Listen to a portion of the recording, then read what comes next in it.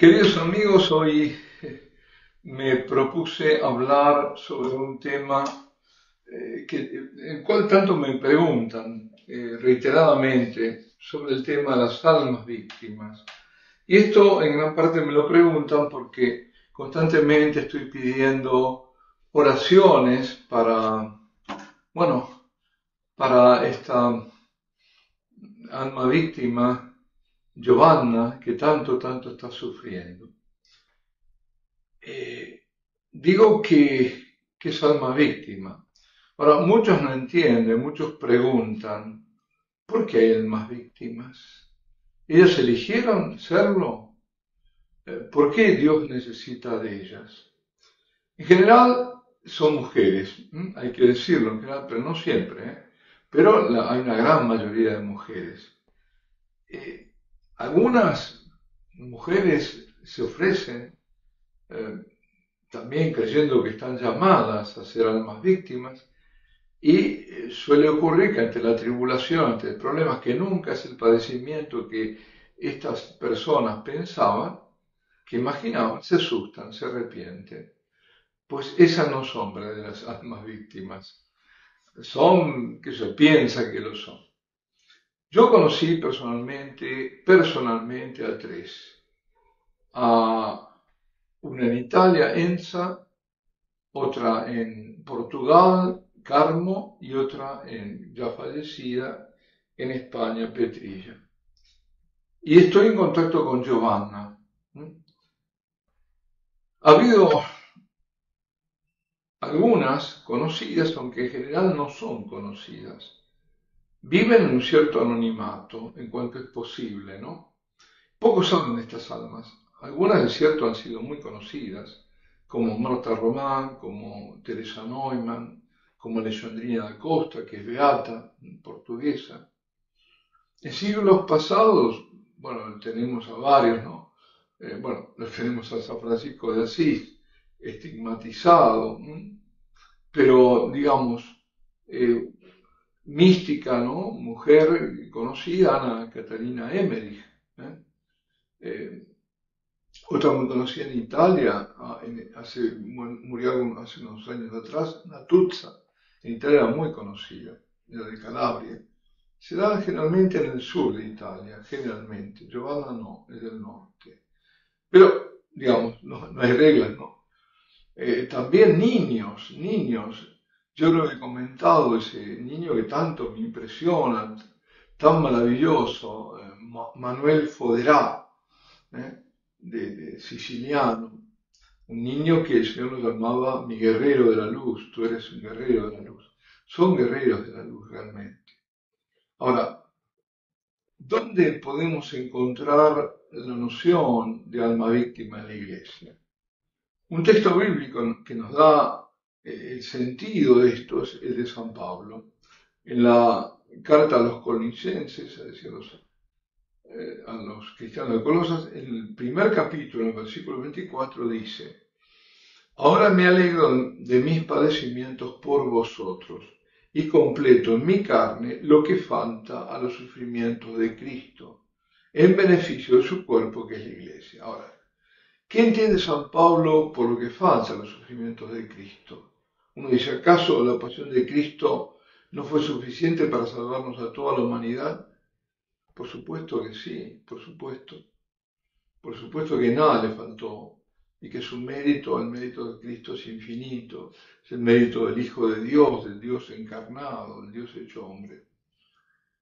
Y justamente fue el sacrificio de esa humanidad del Hijo de Dios, que es Dios, por el que hemos sido rescatados. Por eso ha sido Él, nuestro Señor, quien quiso que faltara en un sentido, no que le faltara, pero que fuera incompleto, pero que sí nosotros nos asociásemos a su obra de salvación, no solo por medio de nuestras oraciones, de nuestras súplicas, nuestras intercesiones. Así nos estamos, claro, asociando. Yo pido por un hermano que está en camino de perdición y me estoy asociando a la obra, o enseñando como sacerdote, a través de lo que llamamos el triple múnera, ¿no? enseñando, santificando a través de los sacramentos y conduciendo. Todo eso sí, pero además hay algo más, y es el sufrimiento. Los sufrimientos. Cuando ese sufrimiento no queda en mí, sino que yo se lo entrego a Él. Ahí sí. Porque estamos llamados a cooperar, es decir, a obrar con la obra de redención, soportando los padecimientos, las adversidades sin lamentarnos, sin quejarnos, uniendo esos dolores y esas contrariedades a los sufrimientos de nuestro Señor. Juan Pablo II lo dice en Salvifici Doloris, cuando expresa que el hombre que sufre en la dimensión espiritual de la obra de la redención sirve como Cristo para la salvación de sus hermanos y hermanas. Ese padecimiento entonces es fecundo. Sufrir y quejarse, encerrarse en el dolor, eso es estéril, eso no dice el Papa, lo digo yo. O sea, grande es el valor del sufrimiento para Dios, tanto que por eso Jesús, impulsado por el amor al Padre y a nosotros, aceptó padecer y morir en la cruz. En ese padecimiento de nuestro Señor es que se insertan ahí las almas víctimas. Ahí es donde empezamos a comprender por qué hay almas víctimas. Son, a semejanza de nuestro Señor, almas que sufren sin culpa de parte de ellas por esos padecimientos. Y sufren mucho, muchísimo. Como el de Jesucristo, ese padecer, fue sacrificio vicario, el de estas almas también es un sacrificio vicario. ¿Qué quiere decir vicario? Que está en lugar del otro. Están sufriendo, sufren por otros. Sufren por la iglesia, sufren por los sacerdotes, sufren en reparación por los que pecan gravemente y que si no reparan van al infierno y ellos reparan. Sufren por ti, sufren por mí. Y en estos tiempos sufren aún más que antes porque el mal es mayor, es evidente. Estamos ante la evidencia de un mal que es impensable. ¿Cuántos dicen, cuántas personas, ya no personas, digamos, de un camino religioso, de fe, pero personas que te dicen, pero yo esto no lo imaginaba, pero este mal supera todo, ¿no? ¿Y por qué todo esto? Porque la guerra espiritual está en el punto más alto. Porque estamos en una guerra espiritual, siempre lo estuvimos, pero ahora es muy evidente. Porque de que se trata es esa, la guerra entre el bien y el mal, entre Dios y el demonio, entre el misterio de la encarnación y Dios hecho hombre en Jesucristo, misterio de la iniquidad, en que está presente Satanás, ahí es donde está. Jesucristo puso en este tiempo todo en manos de su madre, de María. Por eso la lucha es la que profetiza el Apocalipsis, entre el dragón, o sea, la serpiente antigua, Satanás, y la mujer, María, Madre de Dios y Madre nuestra. Como Madre de Dios, la inmensamente feliz, como Madre nuestra, la mujer de los dolores del parto. Pues nosotros estamos aquí, en medio de esto, de este drama, de estas guerras, de estas batallas, y lo estamos pasiva o activamente, pero estamos, no podemos huir, estamos. Ahora depende cuál es nuestro empeño, si va a ser pasivo o activo. Si somos verdaderos hijos de la mujer, y por tanto hijos de Dios, nuestra parte va a ser activa, de un modo u otro, más o menos activa, pero será activa. Y por activa se entiende orante, adorante, además de acción profética, de enseñanza evangélica y sufriente. Activa es la parte que le toca justamente a las almas víctimas. Ellas están en la vanguardia.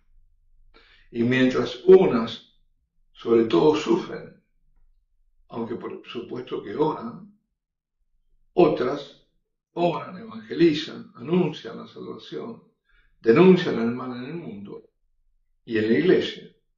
Y cuando les toca sufrir, también deben ofrecer. almas víctimas, almas orantes y evangelizadoras, todas conforman el ejército de Dios. Y el ejército de María, para ir a lo más particular, es el ejército de María con sus grupos marianos de oración. Hace poco un grupo mariano importante se consagró. Y bueno, y tantos hay, pero este fue en Madrid, se consagró en el Valle de los Caídos. Y así, eso está pasando, es el movimiento que promueve la Santísima Virgen. También hay grupos carismáticos, los seriamente carismáticos, digamos, y las almas víctimas. Los grupos de oración marianos con sus sacerdotes, con todo esto. Es todo un movimiento que es un ejército en batalla. Y en estos momentos, particularmente a partir de este año, cada vez con mayor intensidad, la guerra está en su etapa más dura y encarnizada. Por ahí ya hablan de octubre, de esto. Bueno, yo creo que no hay que prestarle tanta atención. Ya estamos, ya estamos, y que vamos a más, no hay duda de eso. A Satanás le queda poco tiempo y por eso está tremendamente furioso, tremendamente agresivo. En esta última fase de la guerra, luego de devastar a las familias, a la vida religiosa, de atacar violentamente a los sacerdotes, a la iglesia de Cristo, luego de haberse metido, pero bien metido en su seno, de comandar la inmensa apostasía y las aberrantes herejías, de haber logrado que la abominación del aborto pase de ser delito a un derecho, ataca a los niños pervirtiéndolos. Y esto es más grave aún, fijaos, que el horrible aborto. El aborto mata el cuerpecito indefenso, es horrible, es abominable. Pero esto está matando el alma de los niños. El alma es inmortal, lo están pervirtiendo. La depravación va en continuo aumento.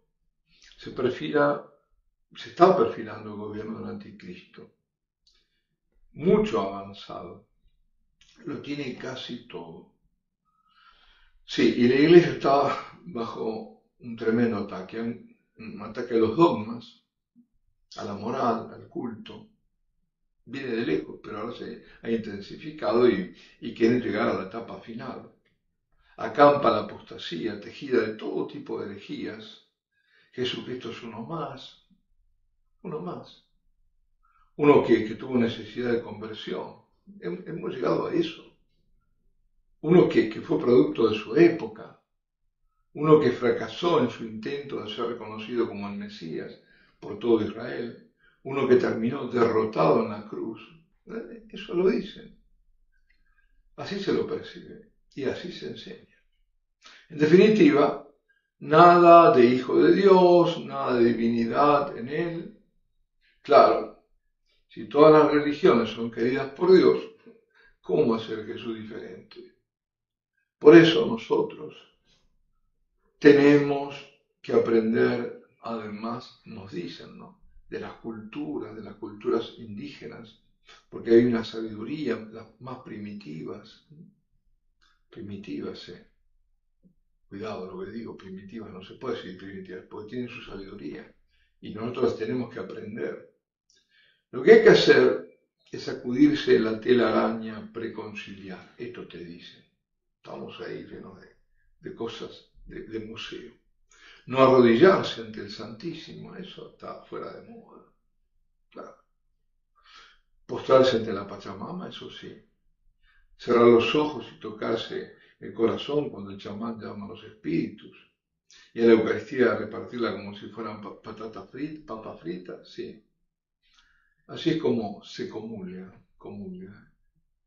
Lo sabemos, de pie y agarrando la sagrada forma como si fuera una patata frita, una galleta, qué sé yo. Zampársela en la boca al otro, cuando se le pide en la boca. Y si no, al mismo se zampa en la boca. Bueno, todo esto es lo que vemos esos ultrajes, esas indiferencias ante la presencia real, la presencia verdadera de nuestro Señor en la Eucaristía. Todo eso tiene que ser reparado. Y no es suficiente, ya yo creo que no hay suficiente almas víctimas para reparar esto, para aplacar la santa ira de Dios. Ahí están las almas víctimas entonces sufriendo. Y todos tenemos que estar junto a ellas reparando, ofreciendo. Por supuesto, tenemos muy presente también esos esperpentos, que no tiene otro nombre, sacrílegos, en lugar de sacrificios eucarísticos, que tanto ofenden a Dios. Ni que hablar.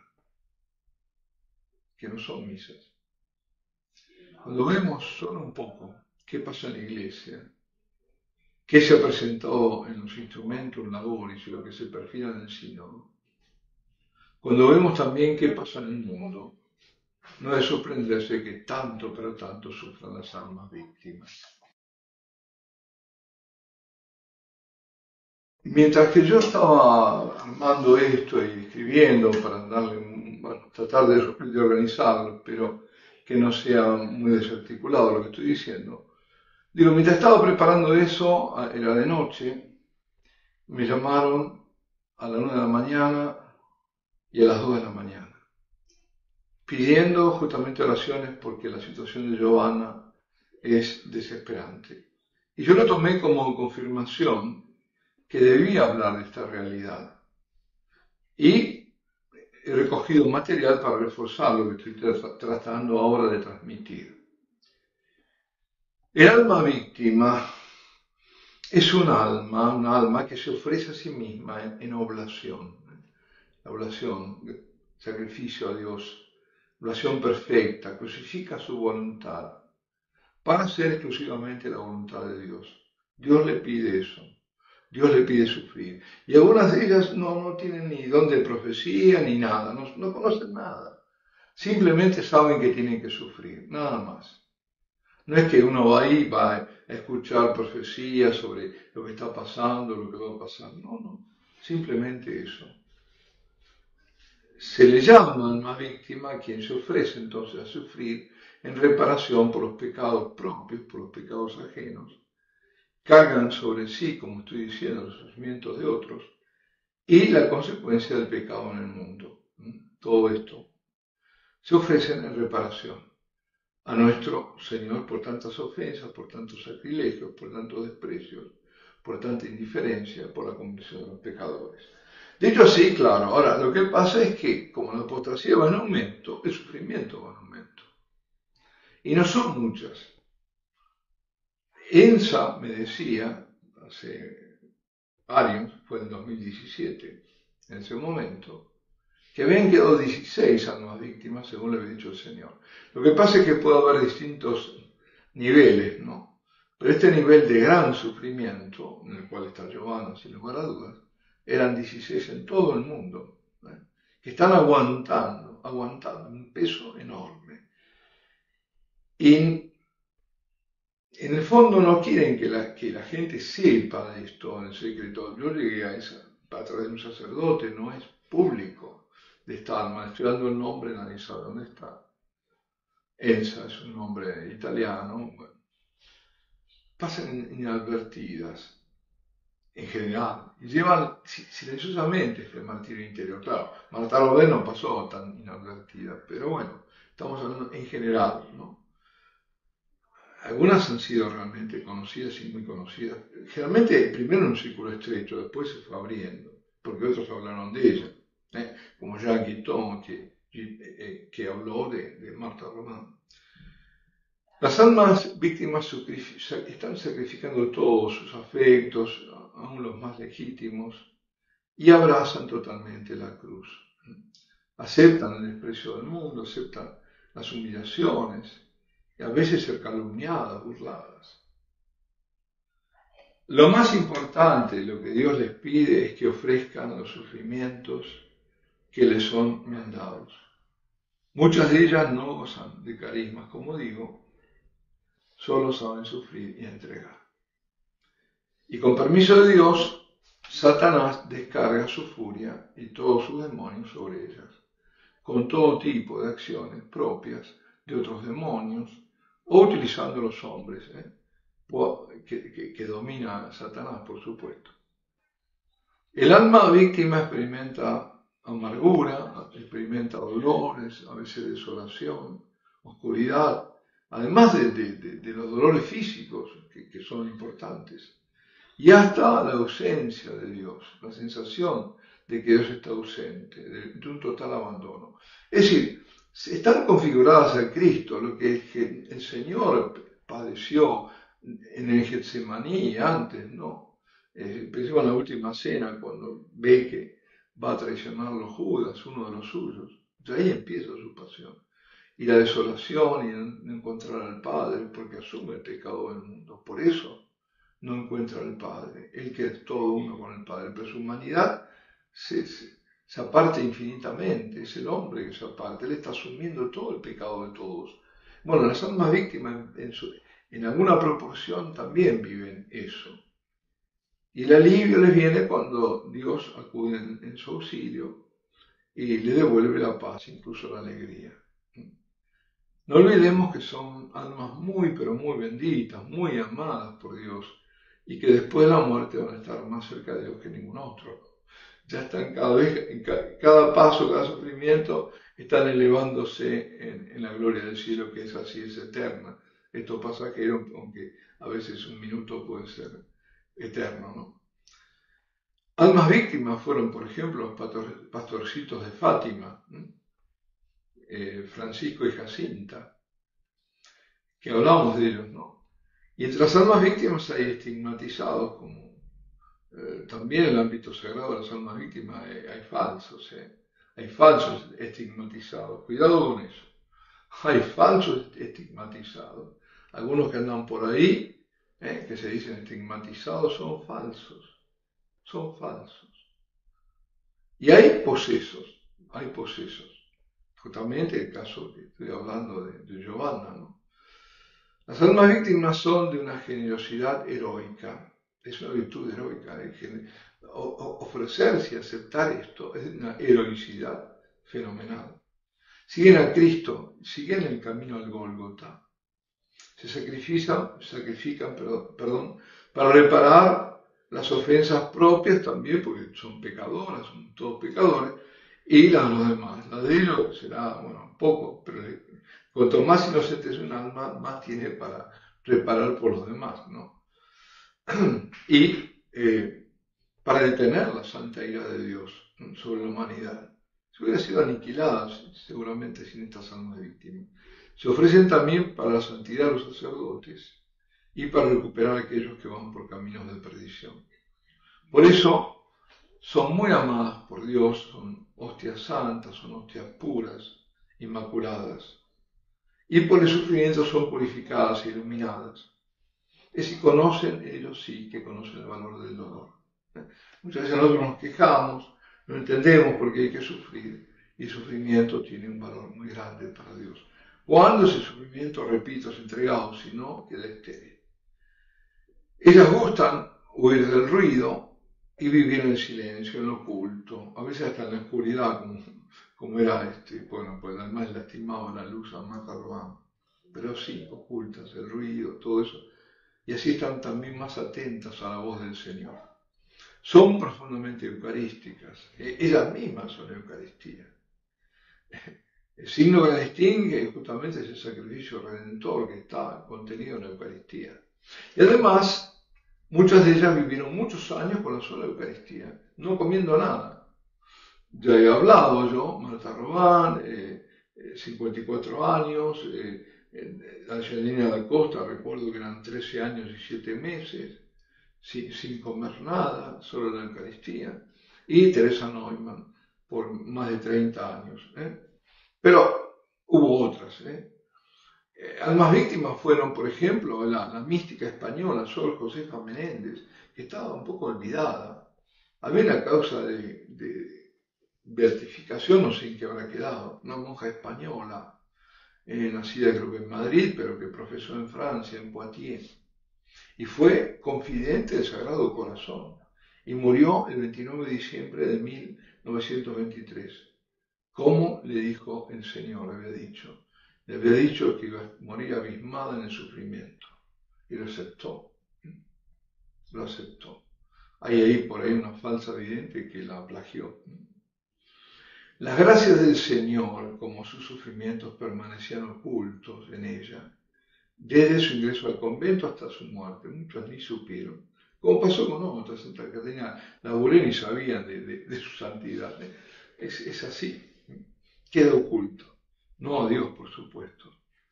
Y Jesús le había dicho, quiero que seas apóstol de mi misericordia. Ella también, como Santa Faustina. Nosotros conocemos a Santa Faustina, no conocemos a Sor Josefa Menéndez, sería bueno conocerlo. Están los mensajes del Sagrado Corazón. Y le dijo, quiero que seas apóstol de mi misericordia. Quiero lo que tú no quieres, pero puedo lo que tú no puedes. Lo que tú no puedes, tú no lo quieres, pero yo puedo. Aunque tú no vas a poder, pero yo sí. Y padeció terribles ataques del infierno. Su libro es Mensaje del Sagrado Corazón. Y ese libro fue bendecido por el cardenal Eugenio Pacelli, futuro Pío XII, la primera edición. Pensemos otro estigmatizado, además de San Francisco de Asís, el Padre Pío, también fue un alma víctima. Y puede que el mundo desprecie estas almas, que se mofe de ellas, cuando en realidad le temen. Le temen porque son testigos del mal y porque su sola presencia acusa al mundo del pecado, del alejamiento de Dios, de la apostasía. Otra víctima, un poco para finalizar, conocida por el cine, fue Anneliese Michel, creo que así se pronuncia, alemana. En el film se llamó Emily Rose, ¿os recordáis del exorcismo? Ella sufrió posesión diabólica para la salvación de las almas. Los demonios que poseen un alma virtuosa, un alma víctima, pueden quedar presos ahí. Es decir, dañando a la víctima, pero no a otros. Es como que la víctima es una jaula para ese demonio. Un demonio encarcelado descarga toda su ira contra el alma víctima. Pero es como un animal salvaje, ¿no? Y trata de destruir esa cárcel para escapar.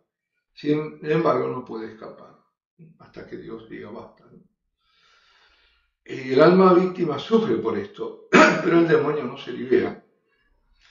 Y es por ese comportamiento paciente que esta locura delirante del demonio se va aplacando. Y cuando sienten los demonios que su influencia se va desvaneciendo cada vez más, cuando están a punto además en el exorcismo de ser quitados, es cuando más furiosos se ponen. Recordemos el episodio del Señor con ese chiquito, con ese niño, cuando lo tiran al suelo, parecía que lo estaba matando, era furioso que se estaba yendo el demonio. Y ellos mismos lo admiten, cuanto más débil nos hacemos, más salvajes nos convertimos. Bueno, esto quizás un poco no ordenado, como debería ser, pero bueno, creo que da una idea de por qué las almas víctimas, una respuesta a esto que me preguntaban, ¿por qué lo permite Dios? ¿Por qué existen? ¿Por qué hay almas víctimas?